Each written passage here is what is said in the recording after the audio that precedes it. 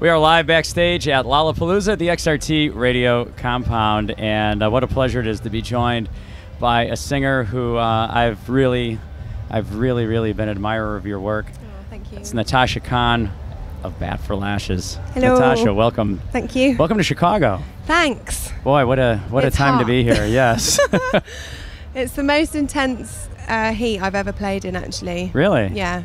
But I really enjoyed it, but it was quite full on. Do you do many outdoor festivals?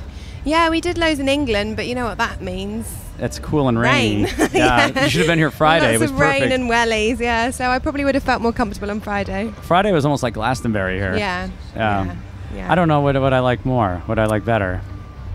I don't know. I think today was good because it was so hot, but there was like a crazy wind. A crazy wind. And the backstage, the backdrop flew away, and it was all quite dramatic. So I felt like, even though it was hot, the wind and the heat, it was quite elemental. And it blew your sound around, which is amazing. Yeah. Just Sounds a weird like thing. a weird phasing machine is happening. Yeah. So how did your set go? How did it go for you? It was really good. Everyone was really responsive. They were really quiet in the quiet songs and just singing along, knowing the lyrics, and really sweet. Yeah, we were over in the lunch area, and we could hear it. It was perfect, and we heard the entire show.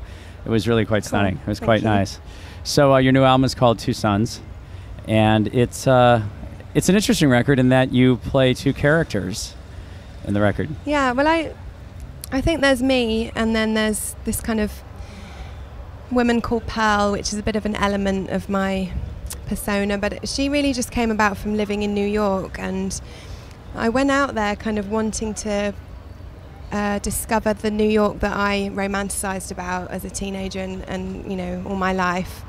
I thought that I was going to bump into characters like Andy Warhol, and I was reading Last Exit to Brooklyn, and I loved Diane Arbus, and I was thinking, oh, it's going to be so subterranean and weird and crazy, but it really wasn't like that. It was kind of quite clean and homogenized, and so I was a bit disappointed, and I developed this character Pearl that I took pictures of, and I put her in my sketchbook, and she became my New York siren and my romanticized vision of New York.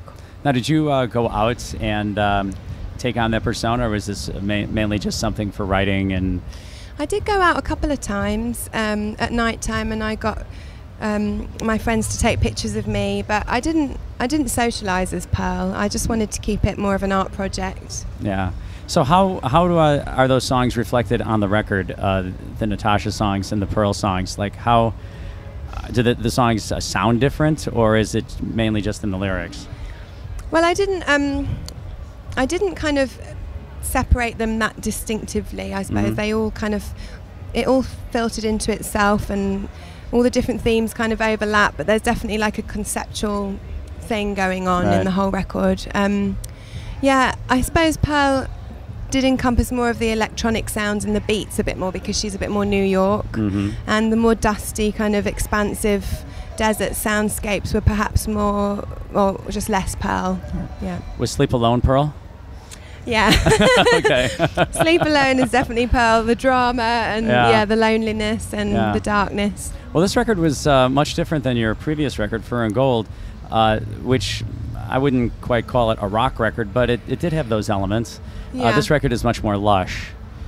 Yeah, I set out purposefully to do that because I didn't want to make the same record twice. And the first one for me was, it was very innocent and childlike, and I had like Josh T. Pearson from Lift to Experience. I don't know if you've ever heard of him. He's like this cult underground Texan son of a preacher guy, and he played like electric guitar, and like there was a lot of those kind of more rock themes, I suppose. But on the new one, I thought I wanted it to be much lusher, much more dramatic, bolder, and like drums, and I just wanted it to sound bigger. I felt bigger as well. And your band is much different than last time. Yeah. Yeah, you had an all-girl band.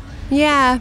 Well, the girls seem to gravitate, like it's not that I purposefully ask girls to play with me, but I seem to meet these amazing women that I think are kind of, I can relate to, I suppose, on that more ethereal or musical level. But then even with this new band, Sarah on drums, like she's a girl drummer, but she's so amazing, and she plays a mixture of like hip-hop samples, a big orchestral timpani and a real kit, and she has the whole thing going, and so it's really great. I met one of your current bandmates on one of the golf carts going to the other end of the park. I ran into Charlotte. Yeah. And she has a record coming out too. She's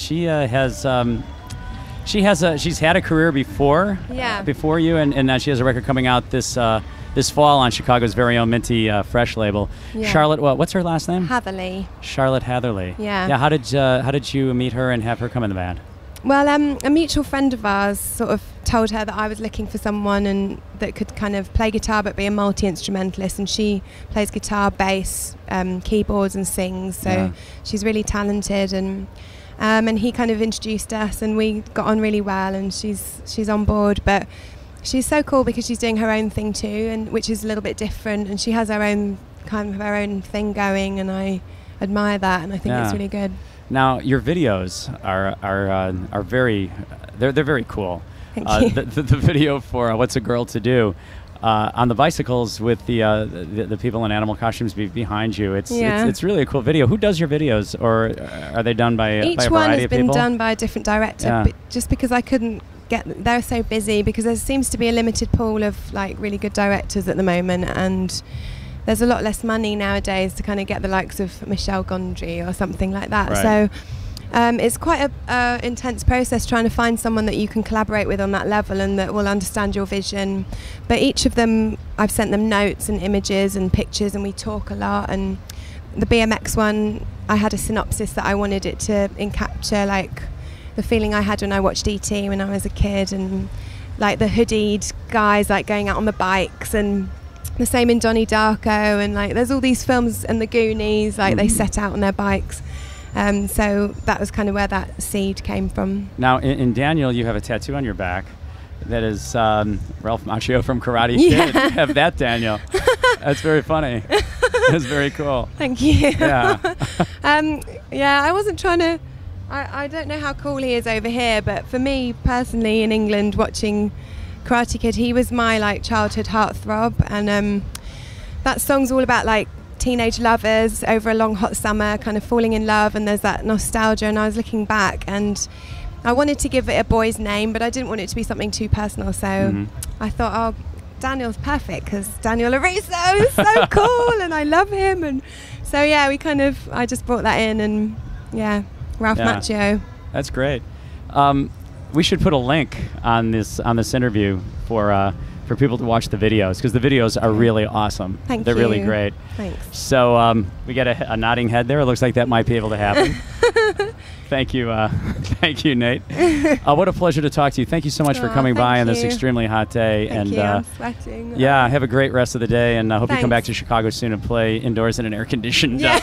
Or possibly if it's winter heated. But we just can play in the winter. It'll be fine. It'd be very nice. Is it freezing in the winter? Is it snow? It does, yeah. Cool. I like snow. Yeah. Okay, good. Well, nice to see you. Thanks a lot. Thank you. Natasha Khan, Bat for Lashes, Backstage at Lollapalooza. I'm Marty Leonard. It's on 93 XRT.